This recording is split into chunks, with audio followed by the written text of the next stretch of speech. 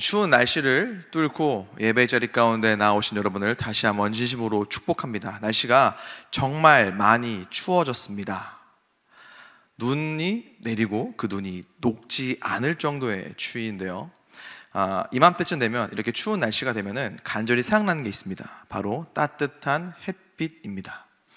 물론 여름에는 너무 더워서 이 뜨거운 태양이 언제쯤 지나가나 생각하지만요, 이 햇빛 참 소중합니다. 단순히 추위 가운데 있을 때 따뜻한 온기를 주어서 햇빛이 좋고 소중한 것은 아닙니다. 햇빛이 있어야지만 식물이 자라고 동물이 살아갈 수 있습니다. 다시 말해서 이 생명을 유지하는 데 있어서 이 햇빛은 굉장히 필요합니다. 없어서는 안 될 빛입니다. 이 자리 가운데 있는 저와 여러분도 마찬가지입니다. 오늘처럼 비록 날씨가 춥지만 이 태양빛이 쨍하고 비추는 날에는 상쾌해집니다. 기분도 덩달아 좋아지죠.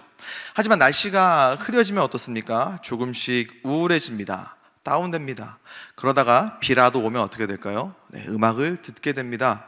비도 오고, 그래서 네 생각이 나서 생각할 사람이 없는데도 이런 음악을 들으면서 우리는 이 다운됨을, 우리의 침체됨을 깊게 묵상을 하기도 하죠. 빛 이야기를 조금 더 해보도록 하겠습니다. 햇빛도 있지만요, 우리가 출애굽기 말씀을 통해서 잘 알고 있는, 거기서도 볼 수 있는 빛이 있습니다. 출애굽기 말씀을 보면은 이 모세가 율법을 받아가지고 받으러 올라갔다가 내려오는 과정에서 그 얼굴에 빛이 나는 장면을 볼 수가 있습니다. 그런 모세를 보고 백성들이 두려워해서 이제 이 모세가 그 얼굴을 수건으로 가리는데요, 이 바울은 이 부분에 대해서 고린도후서 3장 7절 말씀에 이렇게 기록을 하고 있습니다. 돌에 써서 새긴 죽게 하는 율법 조문의 직분도 영광이 있어. 그러니까 율법의 직분의 영광, 조금 더 쉽게 표현하면요, 율법의 빛, 도덕적 빛, 혹은 모범의 빛이라고 할 수 있을 것 같습니다. 우리 주변에서도 이런 빛은요, 어렵지 않게 찾아볼 수가 있습니다. 미담이 많은 사람, 좋은 평판이 있는 사람을 우리는 이렇게 표현하죠. 그저 빛.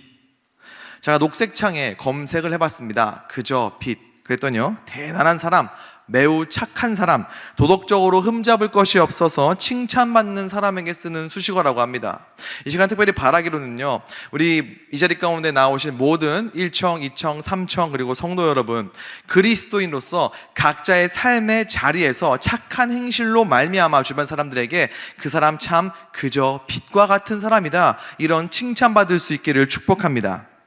햇빛도요, 도덕적, 율법적 빛도 소중합니다. 우리가 본받고 따라 마땅한 빛입니다. 하지만요, 이런 빛들에는 분명한 한계가 있습니다. 비추지 못하는 어두움이 있고요, 몰아내지 못하는 어두움이 분명히 있습니다. 햇빛 따뜻합니다. 그리고 밝히 비춰줍니다. 하지만 이 햇빛은요, 죄의 어두움을 밝히지는 못합니다. 죄의 어둠을 몰아내지는 못합니다. 오히려 우리가 이 어둠을 밝히기 위해 만들어낸 빛, 전기를 통해 만들어낸 빛은요, 우리의 죄된 본성을 더 자극하는 경우가 많이 있습니다. 텔레비전이나 영화에서 자극적인 것들을 보면은 우리의 죄된 본성을 살살 건드리면서 유혹하는 그러한 경험들 많이 해보셨을 것입니다. 율법적인 빛, 도덕의 빛도 마찬가지입니다. 다시 한번 고린도후서 3장 7절 말씀을 보면은요, 이렇게 기록을 하고 있습니다. 돌에 써서 새긴 죽게 하는 율법 조문의 직분도 영광이 있어 이스라엘 자손들은 모세의 얼굴에 없어질 영광 때문에도 그 얼굴을 주목하지 못하였거든.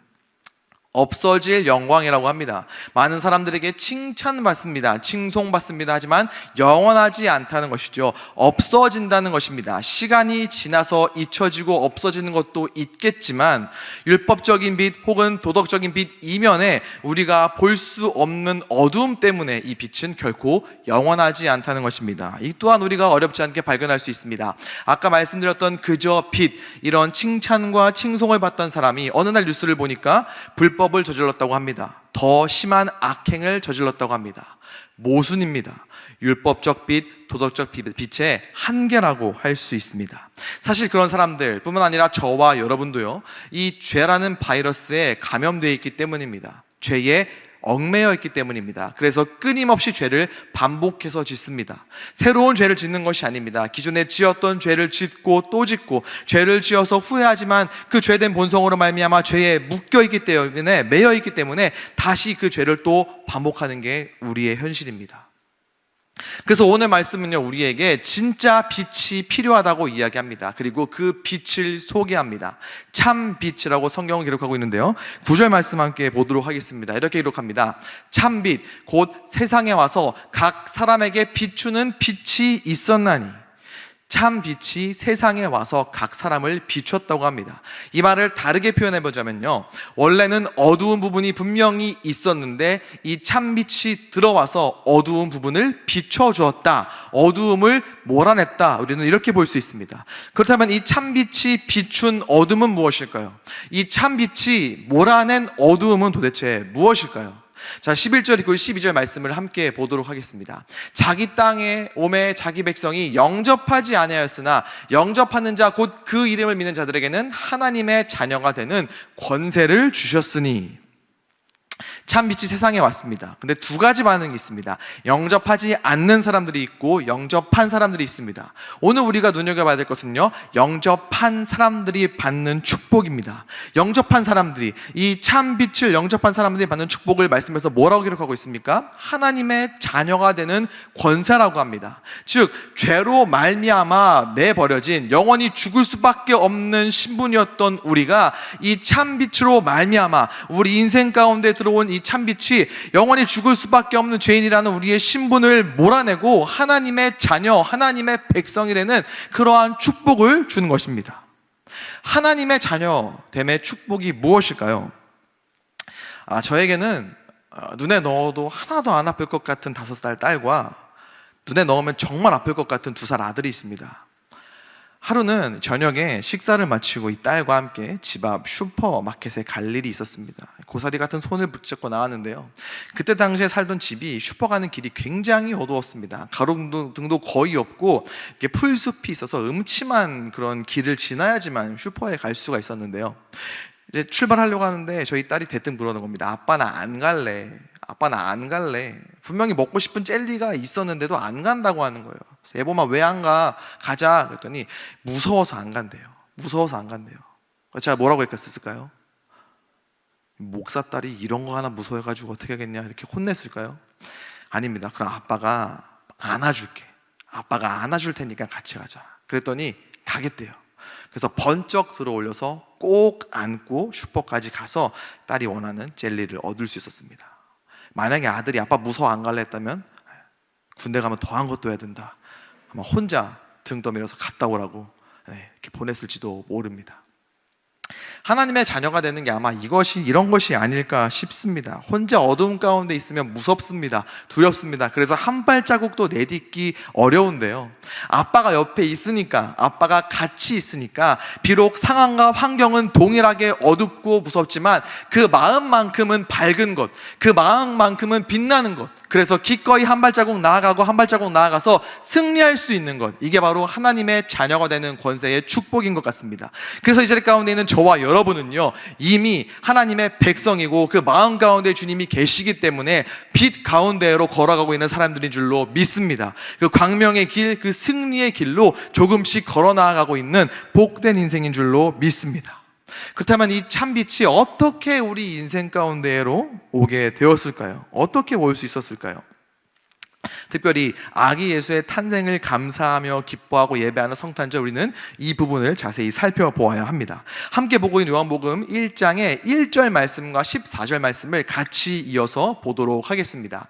태초에 말씀이 계시니라. 이 말씀이 하나님과 함께 계셨으니 이 말씀은 곧 하나님이시라. 말씀이 육신이 되어 우리 가운데 거하심에 우리가 그의 영광을 보니 아버지 독생자의 영광이요 은혜와 진리가 충만하더라. 말씀이 태초에 있었다고 합니다. 이 말씀이 하나님인데요, 이 말씀이 육신이 되어 우리 가운데에 왔다라고 오늘 말씀은 기록을 하고 있습니다. 자연스럽게 우리는 이 말씀이, 그리고 이 참 빛이 누구인지를 자연스럽게 떠올릴 수 있습니다. 누구입니까? 바로 예수 그리스도입니다. 우리 예수님께서는 참 하나님이셨습니다. 하지만 우리와 같은 사람의 몸을 취하셔서 동정녀 마리아에게서 태어나셨습니다. 우리는 이것을 성육신이라고 합니다. 우리와 같은 인간의 몸으로 이 땅 가운데에 태어나신 것입니다. 이것이 바로 성탄의 사건입니다. 하나님께서 우리와 같은 인간의 몸을 입고 동정녀 마리아를 통해 이 땅에 오신 사건, 성탄의 사건입니다. 우리와 같아지셨습니다. 저와 여러분과 동일해지신 거예요. 우리와 같이 연약한 아기로 태어나 엄마 품에서 자라가셨습니다. 그래서 우리 주님은요, 우리의 모든 것을 다 아십니다. 우리가 경험하고 우리가 겪었던 모든 것들을 다 아셨고 경험해 보셨기 때문입니다. 우리 주님 앞에는 결코 이해될 수 없는 것들이 없습니다. 우리 주님은요, 그저 멀리 있어서 우리의 찬양과 영광만 받으시면서 우리의 마음과 우리가 상태가 어떠한지는 관심이 없는 그런 이방의 혹은 우상과 같은 신이 아니십니다. 인격이시기 때문에 우리의 마음을 그 누구보다 아시고 우리의 모든 상황을 다 잘 이해하시고 그래서 공감하시는 분이 이 땅에 우리와 같은 인간의 몸으로 오신 예수 그리스도이십니다. 우리는 그 주님을 나의 아버지라 부르며 신앙생활을 해나가고 있는 것입니다. 왜? 예수님은 왜 이렇게까지 하면서 이 땅 가운데 오셨을까요? 바로 자기 자신을 우리에게 내어주시기 위해서였습니다. 우리 대신 죽으려고요. 우리의 죄값을 치르시기 위해서 하나님의 아들이 사람이 돼서 이 땅에 오신 것입니다. 그래서 하나님이신 예수님께서 우리와 같은 인간의 몸으로 이 땅에 오신 것은 엄청난 낮아짐입니다. 하늘 영광을 뒤로하고 이곳에 오셨기 때문입니다. 그럴 필요가 없었습니다. 그렇게 해야지만 뭔가가 되는 것도 아니었습니다. 예수님께서는 그렇게 해야 할 어떠한 이유나 그러할 필요가 없었습니다. 그저 우리를 사랑해서, 우리를 너무 사랑해서 우리의 구원을 위해 이 땅에 기꺼이 오신 분이 바로 예수님이십니다. 그래서 성탄절은요, 그런 예수님의 오심으로 말미암아 다른 그 어느 때보다 우리 주님 앞에 감사와 영광과 찬양을 올려드리며 더 열심으로 예배해야 되는 날이고, 오늘 지금 이 시간 이 자리 가운데 오신 여러분들은 그런 주님을 열심으로 예배하는 진정 주님 앞에 복된 인생, 그러한 인생인 줄로 믿습니다. 이 성탄은 우리의 상식으로는 참 이해하기 어려운 일입니다. 우리의 죄된 본성은요, 계속 올라가라고 하거든요. 올라가는 인생이 성공한 인생이라고 하거든요. 구약 성경의 바벨탑 사건만 봐도 알 수 있습니다. 인간의 죄된 본성은 올라가는 게 성공이고 승리이고 내려가는 것은 패배하고 지는 것이라고 이야기합니다. 근데 예수님의 낮아지심은 그런 우리의 죄된 본성을 완전히 거스르는 행동이기 때문에 우리의 상식으로는 결코 이해하기가 쉽지 않습니다. 그럼에도 불구하고 하나님께서는 우리와 같은 인간의 몸으로 이 땅에 오셨습니다. 우리를 사랑해서요, 우리와 같아지시려고요. 그렇게 사랑하고 같아지신 다음에 당신 자신을 내어주시기 위해서 이곳에 오셨습니다. 그 사랑은 어마어마한 사랑입니다. 인류 그 어느 누구도 감히 흉내낼 수 없는 유일한 사랑입니다. 그 유일하고 어마어마한 사랑을 받는 사람들이 바로 저와 여러분들이고, 이 위대한 사랑의 이야기는 바로 저와 여러분의 이야기입니다. 동화에서나 판타지 소설에서나 있을 법한 사랑의 이야기가 오늘 성탄의 이야기이고 저와 여러분의 이야기이고, 그래서 우리는 그 사랑의 이야기의 주인공들입니다. 그 참빛 대신 예수님은 오늘 말씀은 어떻게 기록을 하고 있을까요? 14절 말씀에 이렇게 기록합니다. 말씀이 육신이 되어 우리 가운데 거하심에 우리가 그의 영광을 보니 아버지 독생자의 영광이요 은혜와 진리가 충만하더라. 은혜와 진리가 충만하더라. 우리는 두 가지를 볼 수가 있습니다. 먼저 은혜 충만입니다. 우리는 은혜를 자주 이야기합니다. 은혜 받았다, 은혜스럽다, 은혜가 충만하다. 근데 여러분, 은혜가 무엇일까요? 은혜는요, 하나님께서 베풀어 주신 자발적이고 무조건적인 값없는 사랑을 은혜라고 합니다. 실제로 우리 주님의 삶을 보면은요, 이러한 은혜가 가득한 삶이셨습니다. 성경을 보면은 예수님을 통해서 병 고친 사람들의 이야기가 참 많이 기록되어 있습니다. 은혜입니다. 그들이 무엇을 해서 예수님께서 그 대가로 병을 고쳐주신 것이 아닙니다. 예수님께서 그들을 사랑하셔서 그들에게 먼저 다가가 긍휼히 여기는 마음으로 그들의 병을 고쳐주셨기 때문입니다. 심지어 예수님께서는 십자가에 달려 돌아가실 때 죽음의 순간에서도 은혜를 보여주셨습니다. 함께 십자가에 매달려 있었던 강도 낙원을 보장받았습니다. 은혜입니다. 여기서 끝나지 않습니다. 예수님께서는 죽으신 이후에도 은혜를 직접 보여주셨습니다. 예수 믿는 사람을 열심으로 체포하고 죽이러 다녔던 사울이 은혜로 말미암아 동일한 열심으로 복음을 증거하러 다니는 바울이 되었습니다. 어마어마한 은혜입니다. 그러한 예수님의 은혜가 가장 극명하게 드러나는 곳, 그러한 예수님의 은혜가 가장 풍성하고 충만하게 드러나는 곳이 바로 십자가입니다. 십자가는 그때 당시에 가장 죄질이 나쁜 죄수들이 받는 형벌이었습니다. 그래서 믿지 않는 사람들에게는 형벌의 도구이지만요, 예수 그리스도를 믿는 믿음으로 구원받은 우리들에게는 우리를 향한 하나님의 사랑, 우리를 사랑해서 이 땅 가운데 오신 예수 그리스도의 그 놀라운 사랑이 가장 극명하게 들어가는 은혜의 장소이고 은혜의 도구이고 은혜의 수단이 되는 것입니다. 둘째로 예수님은요, 참비 되신 우리 주님은 진리가 충만하신 분이십니다. 14절 말씀에 다시 한번 보실까요? 말씀이 육신이 되어 우리 가운데 거하심에 우리가 그의 영광을 보니 아버지 독생자의 영광이요 은혜와 진리가 충만하더라. 요한복음 8장 말씀을 보면은요, 예수님께서는요, 진리가 너희를 자유케 하리라 이렇게 기록을 하고 있습니다. 그렇습니다. 참 진리이신 하나님께서는요, 예수 그리스도를 통해서 우리로 하여금 죄로부터 자유함을 얻게 하셨습니다. 우리가 사는 세상은요, 참 이 소리 저 소리 그 소리 요 소리 많은 소리들이 있습니다. 끊임없이 소리들이 들립니다. 그 중에는 정말 말도 안 되는 이야기들이 있습니다. 근데 문제는요, 그 말도 안 되는 소리들이 우리를 유혹합니다. 그리고 그 소리들이 점차 정당하고 괜찮은 소리라고 여겨지는 세상의 흐름입니다. 참 미혹받고 유혹받기 쉬운 지금입니다. 하지만요, 우리는 괜찮습니다.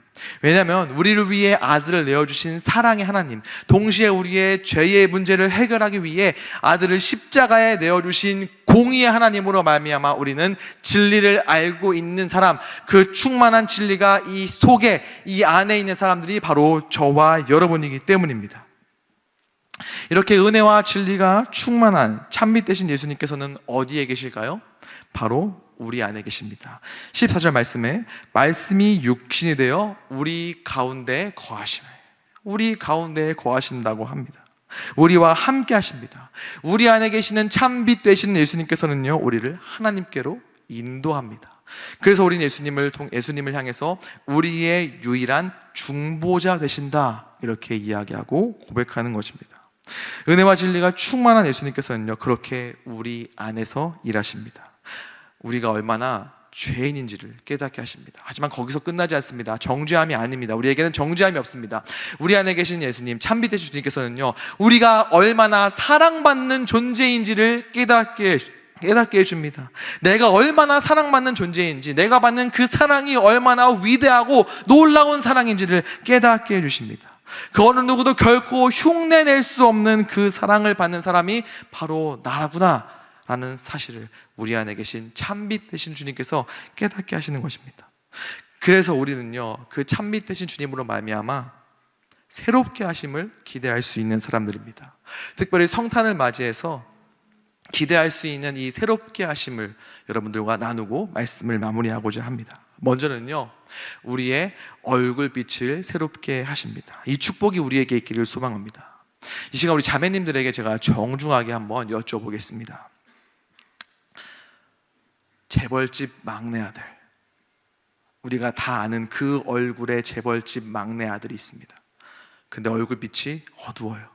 잘생기긴 했는데 어둡습니다. 왜요? 그 안에 빛 대신 예수님이 없거든요. 그래서 데이트하러 갈 때마다 얼굴을 찌푸리면서 오빠 커피 마실래? 그러면 써! 오빠 밥 먹으러 갈래? 그럼 비싸! 오빠 영화 보러 갈래? 그럼 그거 재미없어! 부정적인 이야기를 하는 잘생긴 재벌집 막내 아들 오빠가 있습니다. 한편에는요, 조금 부족해요. 조금 겸손합니다. 근데 여러분을 만날 때마다, 우리 자매님들 만날 때마다 환하게 웃으면서 너 참 귀하다고, 너가 제일 예쁘다고, 밥 먹으러 가자 그러면 나도 그거 먹고 싶었다고, 영화 보러 가자 그러면 나도 그거 보고 싶었다고 해주는 오빠. 결혼을 했습니다. 자꾸 오빠가 나를 기다리고 있는데요, 퇴근하고 갔습니다. 근데 이 재벌집 막내 아들 오빠는 너만 힘들어, 나도 힘들어, 이런 오빠입니다.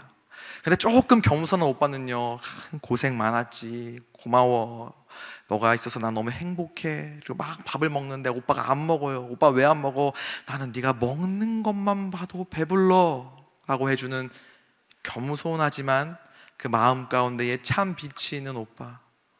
밥을 해줬습니다. 근데 밥을 태웠어요. 이 막내 아들 오빠는 쌀이 얼마인데 밥을 태우냐고 합니다.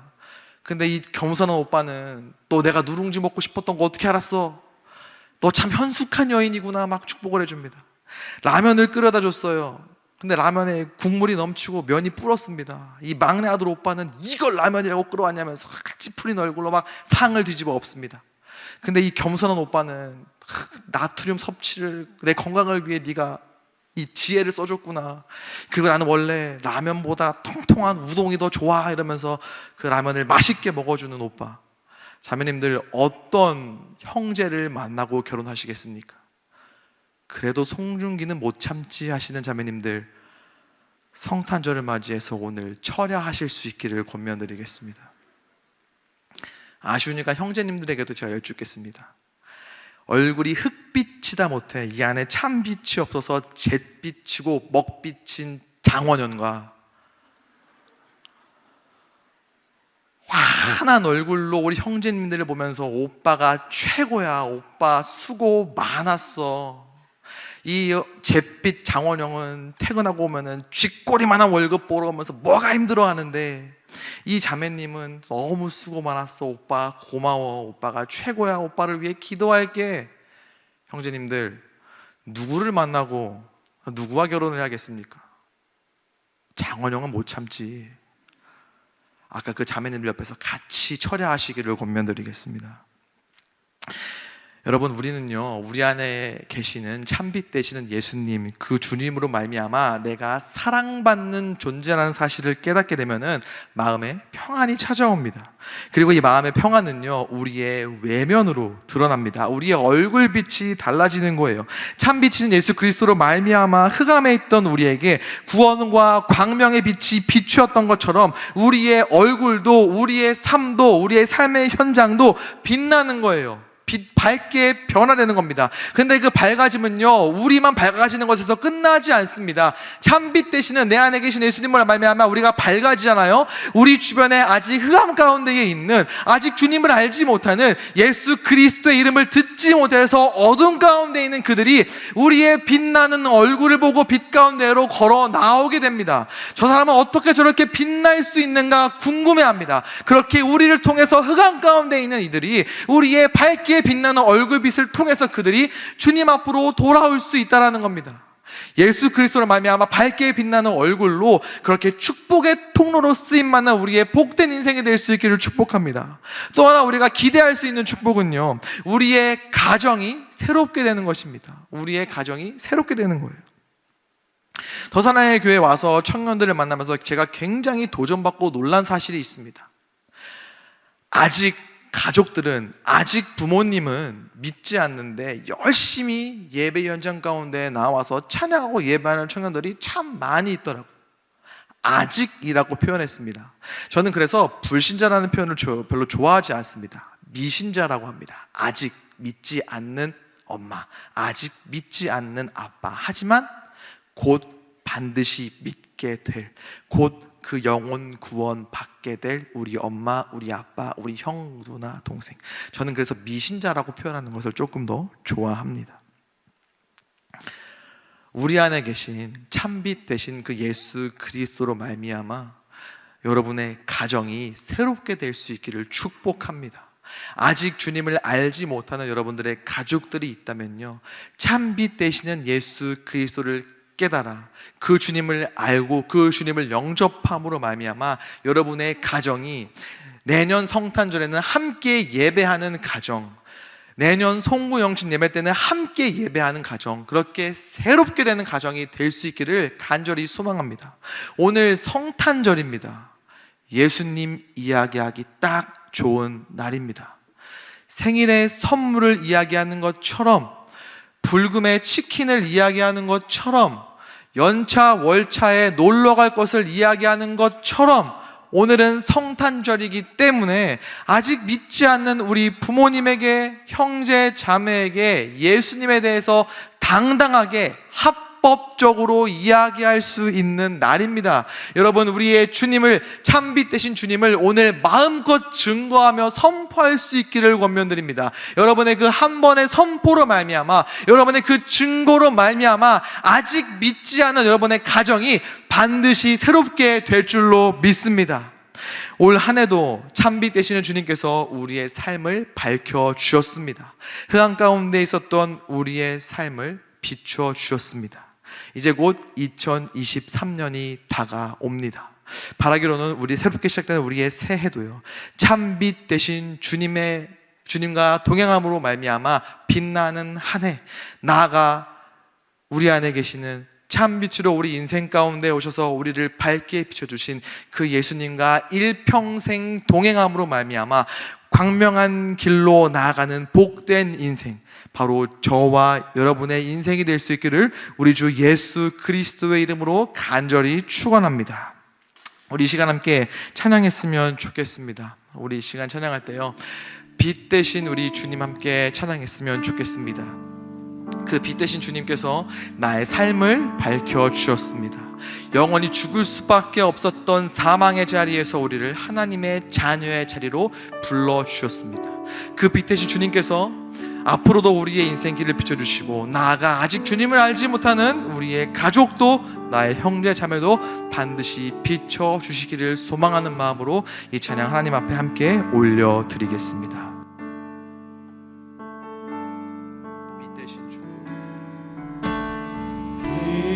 대신 주 어둠 가운데 비추사 내 눈 보게 하소서. 예배하는 선한 마음 주시고 산 소망이 다시 한번 처음부터 고백해볼까요? 빛 대신 주, 대신 주 어둠 가운데 비추사 내 눈 보게 하소서. 예배하는 마음을 우리 가족들에게도 허락하여 주시옵소서. 예배하는 선한 마음 주시고 산 소망이 되시네.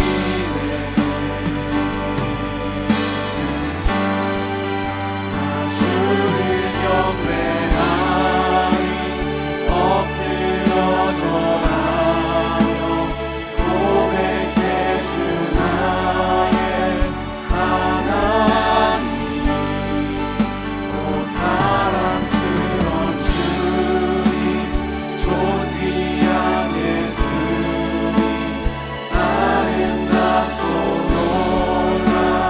놀라우신 나 주를 경배하리, 나 주를 경배하리 엎드려 절하며 고백해 주 나의 하나님.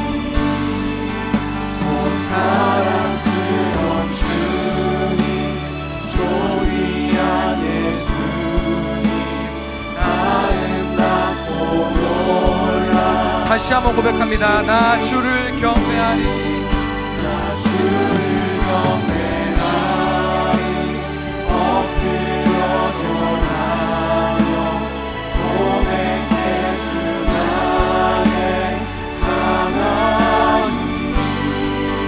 오 사랑스런 주님, 존귀한 예수님, 아름답고 우리 이어서 함께 고백하겠습니다. 내가 믿는 분 오직 예수이십니다. 내가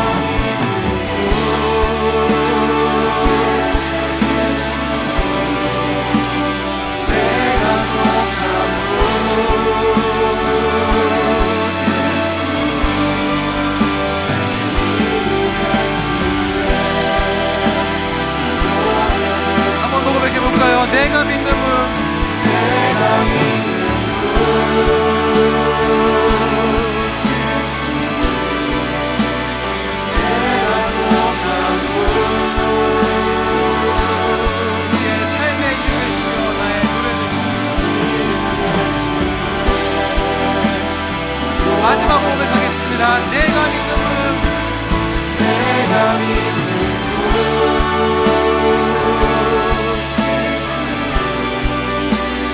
내가 속한